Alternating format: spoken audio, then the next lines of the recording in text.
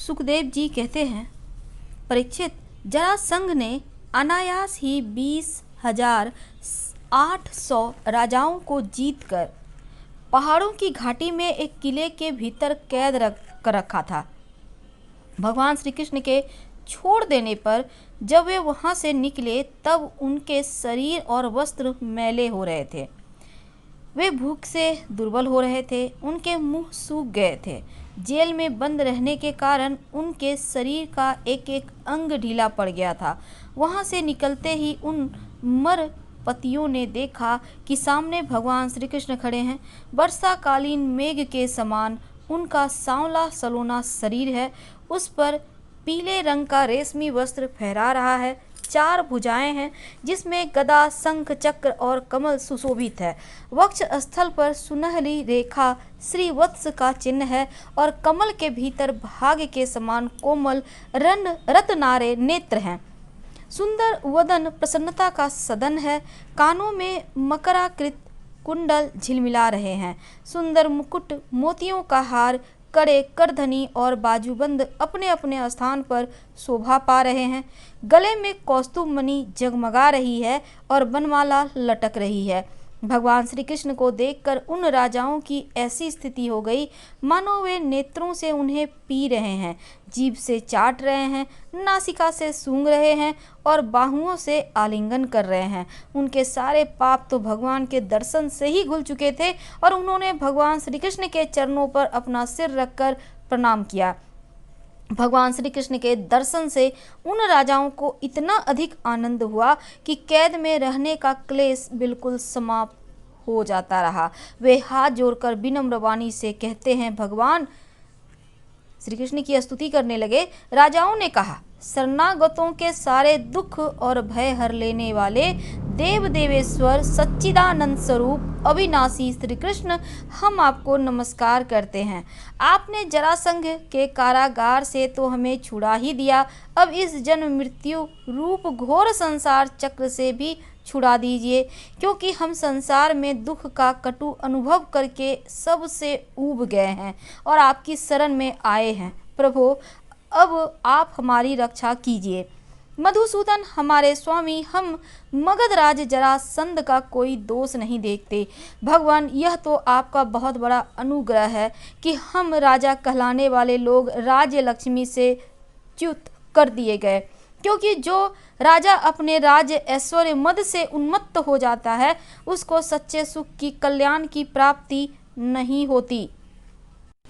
वह अब आपकी माया से मोहित होकर अनित्य संपत्तियों को ही अचल मान बैठता है, जैसे मूर्ख लोग मृत तृष्णा के जल को ही जलाशय मान लेते हैं।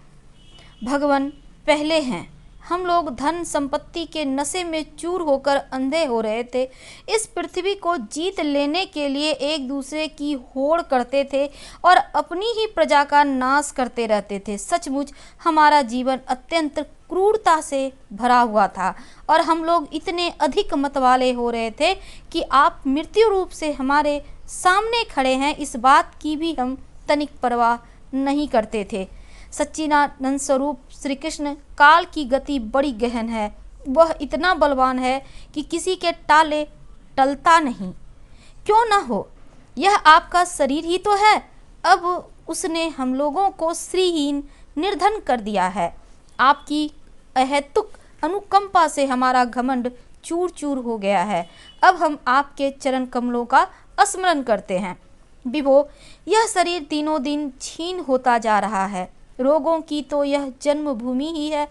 अब हमें इस शरीर से भोगे जाने वाले राज्य की अभिलाषा नहीं है, क्योंकि हम समझ गए हैं कि वह मृग तृष्णा के जल के समान सर्वथा मिथ्या है। यही नहीं, हमें कम फल खरगादी लोगों की भी जो मरने के बाद मिलते हैं इच्छा नहीं है, क्योंकि हम जानते हैं कि वे निस्सार हैं, केवल सुनने में ही आकर्षक जान पड़ते हैं। अब हमें कृपा करके आप वह बताइए जिससे आपके चरण कमलों की विस्मृति कभी ना हो, सर्वदा स्मृति बनी रहे, चाहे हमें संसार की किसी भी योनि में जन्म क्यों ना लेना पड़े। प्रणाम करने वालों के क्लेश का नाश करने वाले श्री कृष्ण, वासुदेव, हरि, परमात्मा एवं गोविंद के प्रति हमारा बार बार नमस्कार है। श्री सुखदेव जी कहते हैं, परीक्षित, कारागार से मुक्त राजाओं ने जब इस प्रकार करुणा वरुणालय भगवान श्री कृष्ण की स्तुति की, तब शरणागत रक्षक प्रभु ने बड़ी मधुर वाणी से उनसे कहा।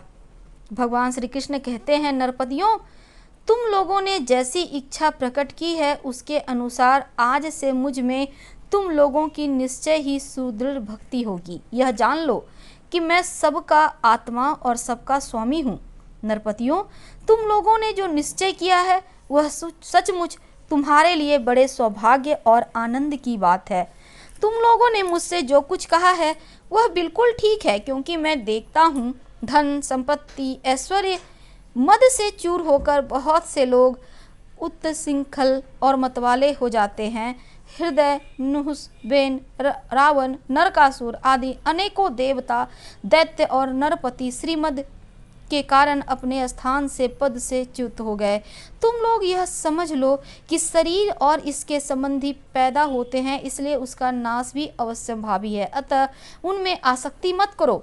बड़ी सावधानी से मन इंद्रियों को बस में रखकर यज्ञों के द्वारा मेरा भजन करो और धर्म पूर्वक प्रजा की रक्षा करो। तुम लोग अपनी वंश परंपरा की रक्षा के लिए, भोग के लिए नहीं, संतान उत्पन्न करो और प्रारब्ध के अनुसार जन्म मृत्यु सुख दुख लाभ हानि जो कुछ प्राप्त हो उन्हें समान भाव से मेरा प्रसाद समझकर सेवन करो और अपना चित्त मुझ में लगाकर जीवन बिताओ। देह और देह के संबंधियों से किसी प्रकार की आसक्ति न रखकर उदासीन रहो और अपने आप में आत्मा में ही रमन करो और भजन तथा आश्रम के योग व्रतों का पालन करते रहो। अपना मन भली भांति मुझ में लगाकर अंत में तुम लोग मुझे ब्रह्म स्वरूप को ही प्राप्त हो जाओ। श्री सुखदेव जी कहते हैं, परीक्षित, भुवनेश्वर भगवान श्री कृष्ण ने राजाओं को यह आदेश देकर उन्हें स्नान आदि कराने के लिए बहुत से स्त्री पुरुष नियुक्त कर दिए। परीक्षित, जरासंध के पुत्र सहदेव से उनको राजोचित वस्त्र आभूषण माला चंदन आदि दिलवाकर उनका खूब सम्मान करवाया। जब वे स्नान करके वस्त्र आभूषण से सुसज्जित हो चुके थे, तब भगवान ने उन्हें उत्तम उत्तम पदार्थों का भोजन करवाया और पान आदि विविध प्रकार के राजोचित भोग दिलवाए।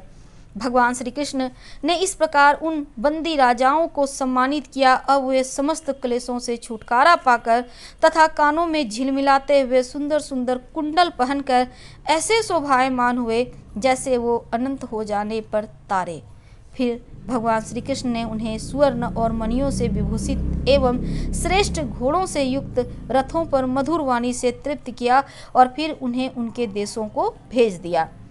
इस प्रकार उदार शिरोमणि भगवान श्री कृष्ण ने उन राजाओं को महान कष्ट से मुक्त किया। अब वे जगतपति भगवान श्री कृष्ण के रूप गुण और लीलाओं का चिंतन करते हुए अपनी अपनी राजधानी चले गए।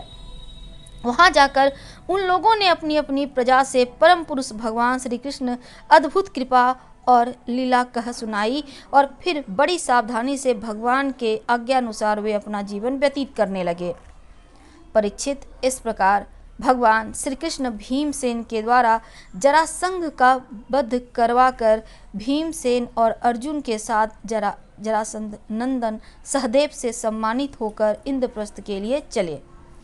उन विजयी वीरों ने इंद्रप्रस्थ के पास पहुंचकर अपने अपने शंख बजाए, जिससे उनके इष्ट मित्रों को सुख और शत्रुओं को बड़ा दुख हुआ।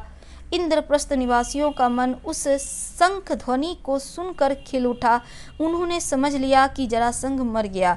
अब राजा युधिष्ठिर का राजसूय यज्ञ करने का संकल्प एक प्रकार से पूरा हो गया।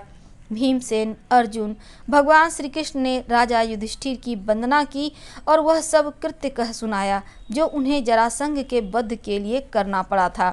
धर्मराज युधिष्ठिर भगवान श्री कृष्ण के इस परम अनुग्रह की बात सुनकर प्रेम से भर गए और उनके नेत्रों से आनंद के आंसुओं की बूंदें टपकने लगी और वे उनसे कुछ भी न कह सके। हर हर महादेव। धन्यवाद।